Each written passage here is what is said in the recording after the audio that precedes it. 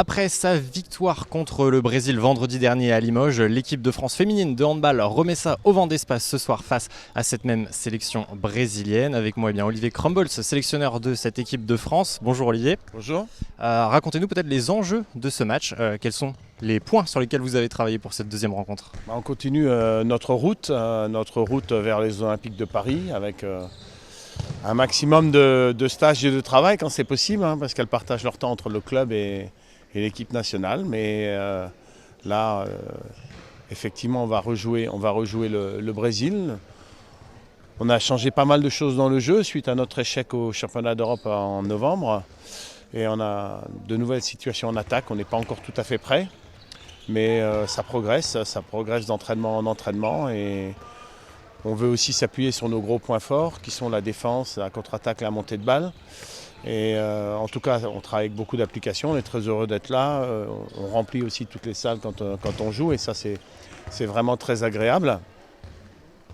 On aura un travail cet été qui est un travail supplémentaire par rapport aux autres. Donc on a obtenu l'accord de nos clubs et des clubs étrangers pour pouvoir utiliser les joueuses en juillet.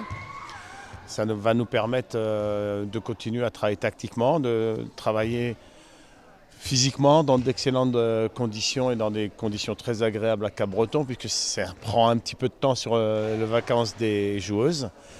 Et puis ensuite, ça sera la dernière ligne droite pour les Jeux Olympiques. On ne va pas négliger le mondial en décembre, mais quoi qu'il en soit, l'objectif c'est d'être au top du top en juillet. Peut-être que sur le travail d'attaque qu'on a engagé, on ne sera pas encore tout à fait au point. Mais je suis persuadé que c'est le prix à payer si on veut réussir notre objectif, c'est-à-dire gagner les Jeux Olympiques à Paris. Effectivement, c'est dit en tout cas. 22-18, c'était la victoire vendredi contre le Brésil. Vous avez retrouvé aussi un groupe sans certaines cadres. Comment est-ce que vous avez géré ce flux changeant de joueuses dans votre équipe? On a quand même l'habitude de ne pas avoir tout le temps la même équipe. Il faut le gérer positivement. C'est l'occasion pour des jeunes aussi de montrer ce qu'elles sont capables de faire.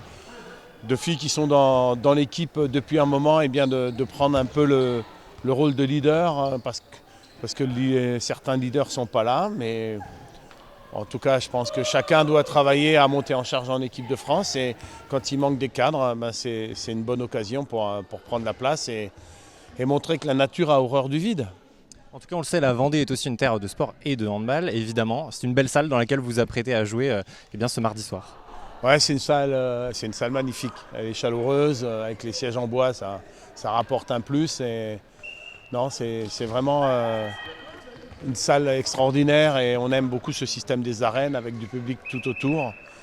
On attend le public avec impatience et j'espère qu'il y aura autant d'ambiance que ce qu'il y avait à Limoges vendredi soir. Est-ce qu'il y a une mise en place particulière sur l'entraînement de ce matin avec peut-être des objectifs de jeu plus précis pour ce match? Non, on continue à travailler nos situations. On a fait plusieurs réunions avec les joueuses pour un peu modifier certains détails dans les situations, mais on continue à travailler sur les situations qu'on a mis en place en mars. En tout cas, on l'a dit, donc il y aura aussi ce stage de préparation à Cap-Breton au mois de juillet, un départ ensuite en Norvège avec une double confrontation face à cette sélection norvégienne, et puis un mondial aussi attendu. L'objectif, là, c'est de récupérer le titre de champion du monde que vous aviez il y a quelques années? Pas forcément, parce que l'objectif suprême, ça reste les Jeux Olympiques. Ouais, je pense qu'on va plutôt se positionner comme un outsider que comme un favori. Maintenant, on n'a pas l'habitude de laisser filer les matchs. Si l'occasion se présente de faire un excellent résultat, on sautera dessus. En tout cas, Olivier, vous êtes sélectionneur depuis 1998. Avec 2013-2016, vous avez été suppléé dans votre fonction. Vous avez dit que vous arrêteriez à la fin des JO 2024. Comment est-ce que vous arrivez à préparer ce groupe et à monter en puissance pour être prêt dans 16 mois maintenant? Très bien, que j'arrête ou que j'arrête pas, ça ne change rien à la préparation que l'on fait. Non, mais on s'investit tous avec beaucoup d'enthousiasme et on donne le maximum. Et l'idée d'arrêter, c'est ça aussi, c'est de dire moi je donne tout ce que je peux sur cette préparation et puis après on passera à autre chose. Très bien. Qu'est-ce qui vous attendra ensuite alors? On verra. C'est pas le débat aujourd'hui. Aujourd'hui, on est concentré sur cette équipe de France et tout le staff essaye de leur apporter un maximum d'accompagnement et un maximum d'efficacité et on donne le meilleur. Très bien. Merci Olivier Crumble, sélectionneur de cette équipe de France féminine de handball. L'équipe de France donc joue ce soir face au Brésil et tentera d'aller chercher un 4e succès sur cette année 2023.